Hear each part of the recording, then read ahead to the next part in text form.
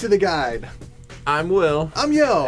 And today we're talking about yet another racing game that's debuted this fall. Dude, good year for racers. I mean, Totally. Forza Horizon just blew my mind. And then Need for Speed Most Wanted comes along. Yeah. And I gotta say, another really excellent open world racer. Yeah, I feel like Need for Speed Most Wanted is the arcade rival to Forza Horizon.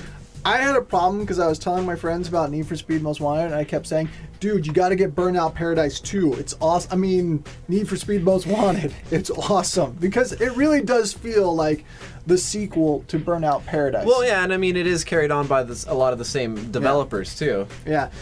Now, honestly, within the first 5 minutes of playing Most Wanted, you pretty much know what you're going to get. Yeah, you know the gist of the game. You're going to be doing the same stuff, just in different areas all across the map of Fairhaven. Right, and I think one of the things that didn't quite work for me was the cars. Not how they drove and handled, although I thought they're not quite as silky smooth as they are in Forza Horizon. Yeah. They stick a little bit more. They don't have the same, but it's an arcade racer, so right, yeah. I'm fine with that. For what you can drift like a pro within seconds, and you look awesome doing it. So the handling is great for what this racer is. No, what I mean by the cars is the fact that to get cars, all you had to do was just drive around, roll up to one, and jump into it. Yeah. You didn't have any sense of either progression or ownership of those cars. Yeah, there's no real reward because Right. you start the game with just about all 41 cars that they offer, which is cool. There's a lot of exotic cars to choose from, but you don't really have to work for them. Right, and in Forza Horizon, you can paint them the way that you want. They feel like your car, and plus you earn them or you pay credits for. And there's that sense of progression that you get to better and better cars as you go through the game. Now I get what Criterion was doing here, and in one sense I liked it. I could get into the fastest car I could find. Like I found a Lamborghini within 5 minutes. Boom, I was off.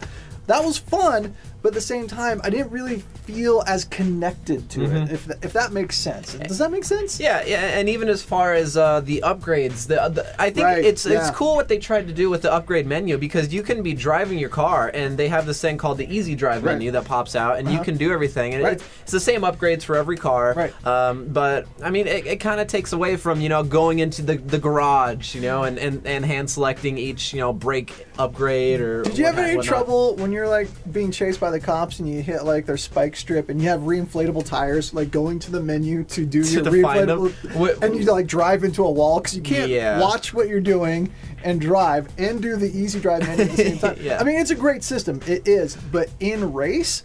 Now, in theory, you can change your upgrades in the middle of a race for your car. Like, if you hit an off-road section, you can change to off-road tires. In theory, but you got to have really fast reflexes and a lot of peripheral vision to know what's going on. I lost races when I tried to... I got caught by the cops when I tried to do that in the middle of a chase or a race. Well, it's like texting and driving, basically. It is. It is like, this game encourages that, which is not good. But it also encourages, street racing, which is all... So don't do things in this game in real life. Just do them in the game. You're so right. Now, for me, this was like really a pick-up-and-play racer. Like, Forza, I'm always working towards something.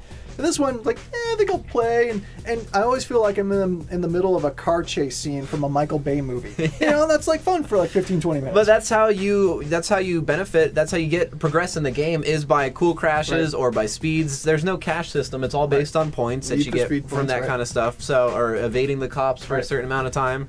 It's cool. It's definitely an arcade game, like you said, a pick up and play. If you're a racing cynic, a realistic racing cynic, you're probably not going to have as much fun with it. You should stick to Forza. But I think, general perspective, a lot of people can enjoy Need for Speed. The only real sense of progression you get is working your way up the most wanted list. And those are kind of fun. Man, those races are tough. Yeah. And this is a tough game. I mean, it's not easy, but I enjoyed the challenge. It never felt unfair. I didn't like the rubber band AI. No matter how far ahead you were, you're always barely winning.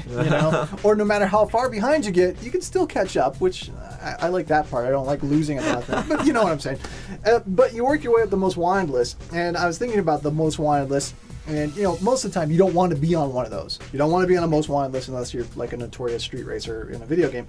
But there is one most wanted list I realized that we do want to be on. You remember the story of the sons of Sceva in Acts chapter 19? Those guys were going around casting out demons and like, in the name of Paul, I cast you out. Oh, yeah, and the people were trying to hunt them down because of that? Because they were helping people? So they encounter these demons, and this demon says, well, Paul I know, and Jesus I know, but who are you? And they beat him up. And that story reminds me that we can be among the most wanted list in Satan's kingdom. Now that sounds kind of scary, but remember who our God is. He's big. He's behind us. We have the same spirit that was in Christ. We have nothing to fear. Yeah. And so it's good to be notorious in the kingdom of Satan. In fact, if you're not notorious in the kingdom of Satan, what are you doing with your Christian life? You should be well known. Yeah. They should be able to say, hey, Will I know, Yo I know, Jesus I know, but you don't want them to say, but who are you? And then, kick your butt. So I thought that was kind of like, I could be wanted on Satan's most wanted list. I mean, it's kind of scary, but then again, I have a big God, so really not all that scary. Yeah, you don't really have to worry about being caught. Yeah, exactly. So what would you give Need for Speed Most Wanted? I would give it a 5.5 out of 7. Okay, because it's a good arcade, but I mean there's still a little things here or there graphic wise that I'd like to tweak.